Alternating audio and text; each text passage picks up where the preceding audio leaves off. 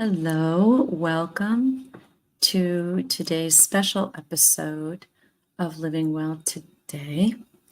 I'm Angela, and we are in preparation for Hurricane Milton. And so I decided to put on my grounding bracelets, my lava rock, my sandalwood, my tiger eye, which is strength and courage. I've got another tiger eye over here. Gold, all very grounding earth metals and elements. And we're going to talk today about being the calm in the eye at the center of the storm. Now, of course, we're talking about a literal storm today, but we're also talking about the storms in our lives as they come and go invariably on planet Earth. And so we'll finish today with a prayer and a calming meditation of centering yourself, grounding yourself, which is vitally important right now. And talking about preparation and preparedness. And I've touched upon preparedness before. Preparation is never about going into fear and anxiety, although invariably those are human experiences, and it's quite normal to feel anxious and scared and in trepidation about what's to come and the uncertainty, the unknowing of it all. And could something, the unpredictability, frankly, of it all. It's a falsehood to think that life in general, right, is predictable or there are guarantees of any kind at all. And yet, in the midst of that uncertainty, in the midst of that chaos that can be swirling around you, you can find your own peace and strength and be your best resource for yourself and for others. So, a quick personal story. I, for many, many years, was very afraid of water. And I decided, this was maybe in my 30s, I decided that I would learn to scuba dive because I thought, we live on a water planet. So what is it unconsciously doing to my own psyche by being afraid of water? And so I can do this. I can do this. Well, it's the funniest thing of just even putting a mask on and then lifting the mask up and filling it with water and sitting there with all that water around your face. I mean, it's daunting for someone who's afraid of water and doesn't know how to swim. Okay. So my coach, my teacher, was a former Marine. Needless to say, not all too forgiving and not all too patient. But, we worked together through this. And one day, it was time for me to go through the first part of my certification. And so I had to get into the pool with all the equipment. It was the first time I had all this heavy, heavy equipment on. And I finally, through a lot of coaxing, put my foot out and dropped down into the pool and dropped to the bottom of the pool. It was an Olympic pool, so maybe 15 feet down or something. Well, part of the certification is you have to take all of your equipment off and then put it all back on underwater. And I was in the process of doing that and going through the protocol, and my air line got tangled with my tank. And I started to panic. And then I realized, wait a minute, he's right there, my teacher. He's right there. and he's not going to let me drown. And I can do this. I just have to calm myself. I have to get quiet. And what felt like 3 minutes was probably 20 seconds or something. Who knows, right? So I just untangled the line from the tank, set the tank down, finished what I was supposed to do, put my air back in, put my tank back on, thumbs up, and rose back up to the surface. Now, this is someone who I didn't know how to swim. I didn't know any of that, right? And yet, I found somewhere, it was the story I was telling myself, wait a minute, take stock of your surroundings, your circumstances, your resources, and keep your head together. Keep your head together, right? And then just once you get the air back in your mouth, you can take a nice long breath. So I encourage you through this practice of calming and the story that you tell yourself to remain your own best resource. Because here's the thing, and this is a wonderful quote from Viktor Frankl, who said, you cannot control the outside circumstances. It's when we are no longer able to change a situation, we are challenged to change ourselves. That's the learning here through all of this. Is, can you be your own best resource? So my vehicle is packed with my essentials and my pillow and blanket and all the fur baby's essentials. Everything is staged to go to the car with the fur babies and me if I need to in one fell swoop. My vehicle is elevated in a concrete parking garage. I have plenty of water and food supplies, both in my vehicle, as well as a sleeping bag and an air mattress in the vehicle. Extra clothes, medicine. Oh, I'm loaded for bear. And extra food and supplies here at my apartment. Now, I have an apartment that's away from my home, and I have people from St. Petersburg who are staying in my home. They're taking refuge there. And, and we're communicating back and forth. All the electricity, all the electricals to the pool equipment, all of the different water gardens, features, etc. Everything's shut off. Okay. They know where the main breaker panel is for my house to shut off if there's any kind of flooding. Everything's tethered, everything's brought in. So preparation. And preparation says, I have done what I can do, right, to mitigate as much as possible. And of course, here in Jacksonville, we aren't necessarily right in the direct path. My mother is, however, her and her partner are, and I've been in communication with them, and they've gone through their preparations. They've taken in a family actually from Sarasota who are quite worried, and rightfully so, about their home. But we're going to do a group prayer today as well, and a grounding exercise that sends cooling energy to Hurricane Milton and also creates a bubble of protection for those in its path and for ourselves wherever we may be, and sending love and light to those in its path. So we're going to finish with that today.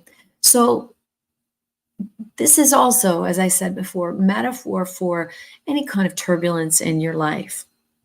Finding a place of peace within you, controlling what you can control, a way to your own center, even when everything else around you is swirling and chaotic. So how do you stay grounded when life is swirling around you? There are some practical tools for that. And we're going to ensure that you help shift your own story around the words and resources you bring to bear. And you have a lot. You're incredibly powerful. So I'm here to assure you of that power and capability, and to offer you what I can of my own for you wherever you are. So what is the eye of the storm? We all know it is that center of calm and peace within the walls, right? The winds around the eye of the storm are fierce and potentially quite destructive, but in the very center, there's a stillness. There's a quiet space where it's safe. It's safe to pause, to reflect, to breathe, to gather yourself, right? So in our lives, the eye of the storm is the space that we create for ourselves amidst the chaos. It's the place where we can create peace, connect with our breath, remind ourselves that no matter how fierce the winds are, we can still find peace within. So whether you're facing a storm at work, in a relationship, within yourself, with your family, or just like the eye of a hurricane that's coming our way, there's a calm center waiting for you. And today we're going to practice finding it. So breath. Your awareness of your breath is vital. Whenever you feel like the world is spinning too fast, you can always come back to your breath. Try this with me now. So take an inhale deep through your nose. Hold it for a moment. And exhale slowly through your mouth. Try it one more time.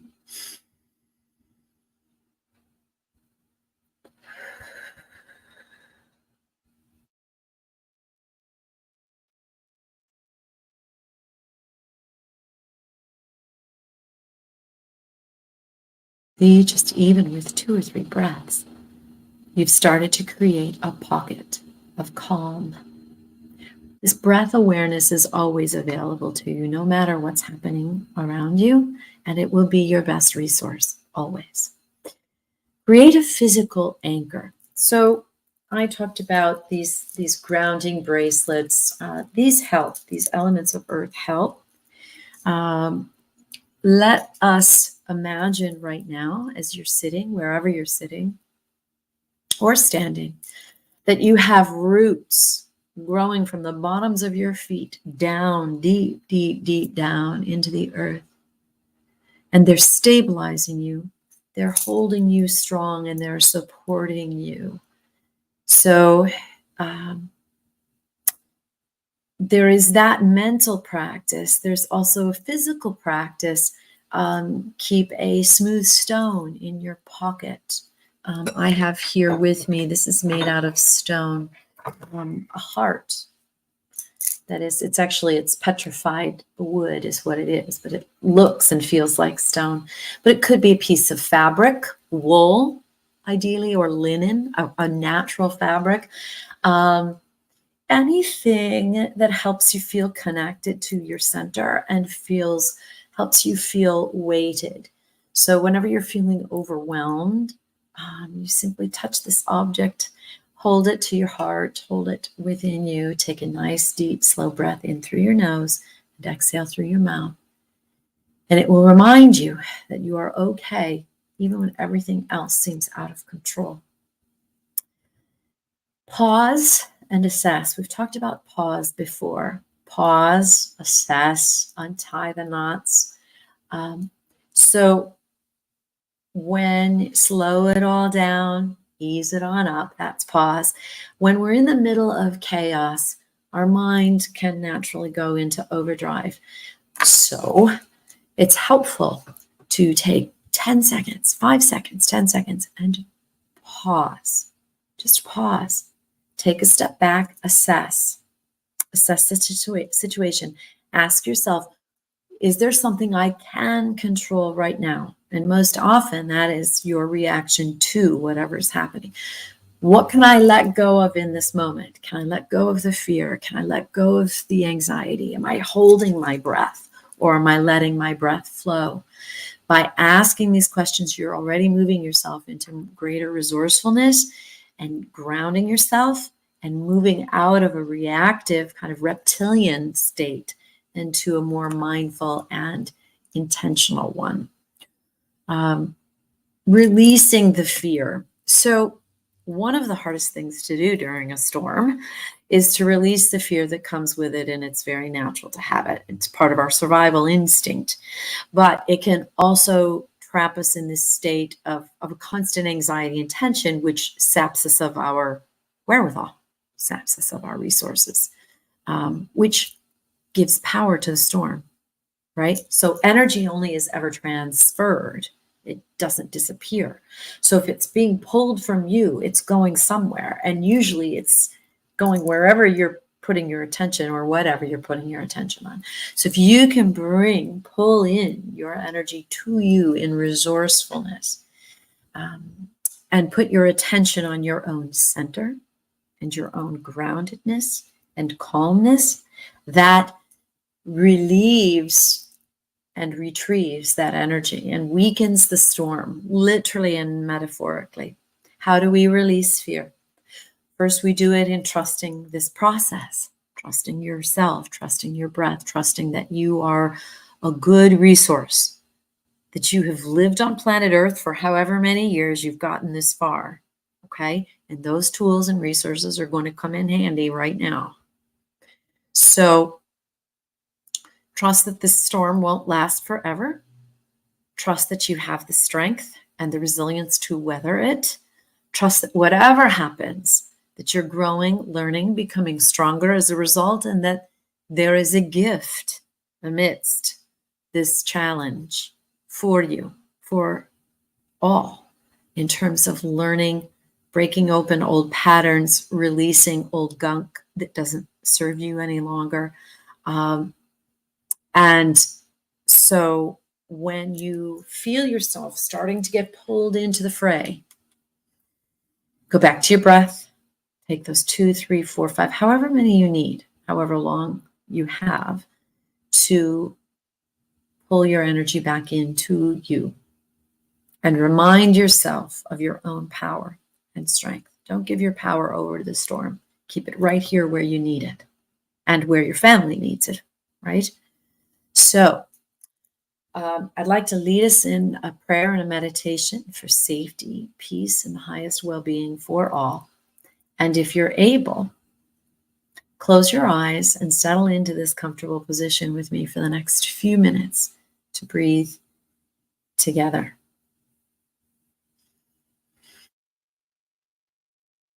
Dear source of all calm and protection and safety and love, we come to you today asking for your presence to be felt for ourselves, for our loved ones, for all being. We ask for your highest and best protection. May we be surrounded by love and light. May we find calm in every breath. We trust in your care, and we thank you for unending peace. Guide us to our own inner calm and strength. Give us the courage necessary for moving forward and through. We trust in you and all that is. Bless us, keep us safe, in much love, and so it is. Amen. If you can close your eyes for a moment, take that deep breath in and release. Again.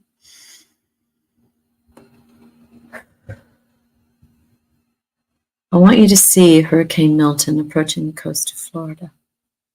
Its winds, its rains, its strength.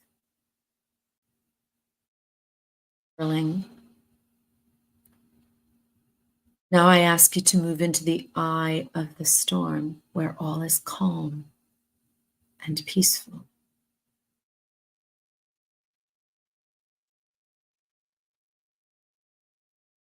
As you breathe in a light, very cool, blue breath of air. And send that blue, calming energy and light into the winds and the outer bands of the hurricane.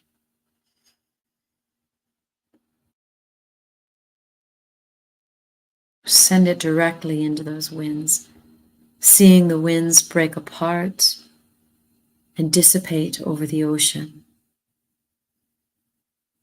Again, bluer and calmer and colder.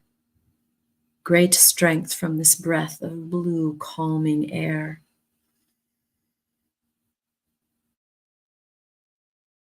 Breaking apart the strength of Milton's winds. Do it again.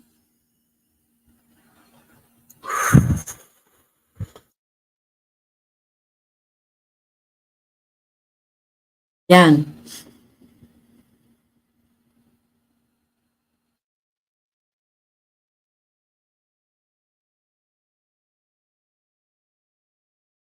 Very cold blue air that you are breathing in and sending into the bands of the strong winds and rain.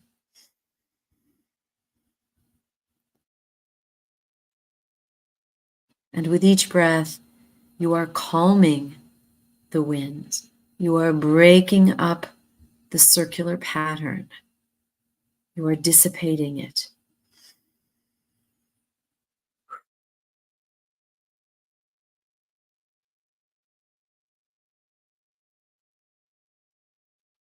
Now, these next breaths, you're going to build a protective wall around the coast, around all of Florida, around everyone potentially impacted.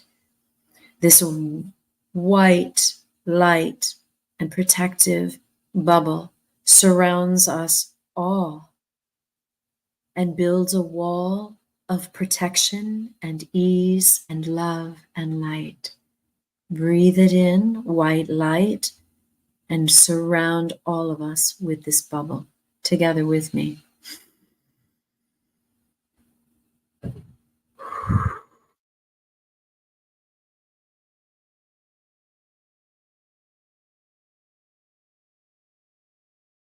Reinforce it again.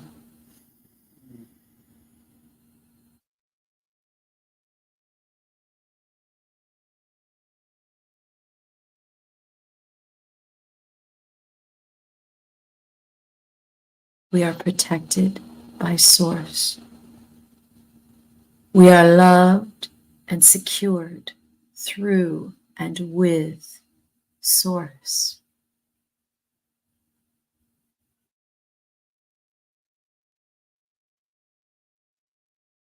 We are the calm at the center. We are all in the eye. Today, tomorrow, forevermore. Bask us in this sunlight of warmth, love, and protection. We are safe. We are together. We are one in this. We are the power. I am. I am that. I am that power. I am one with Source. Source is me. Source is we. We are safe.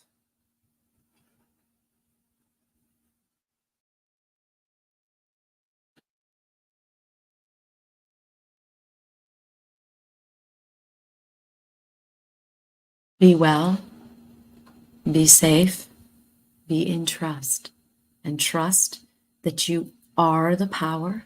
You have the power. Do not give this storm any more power. Get into you.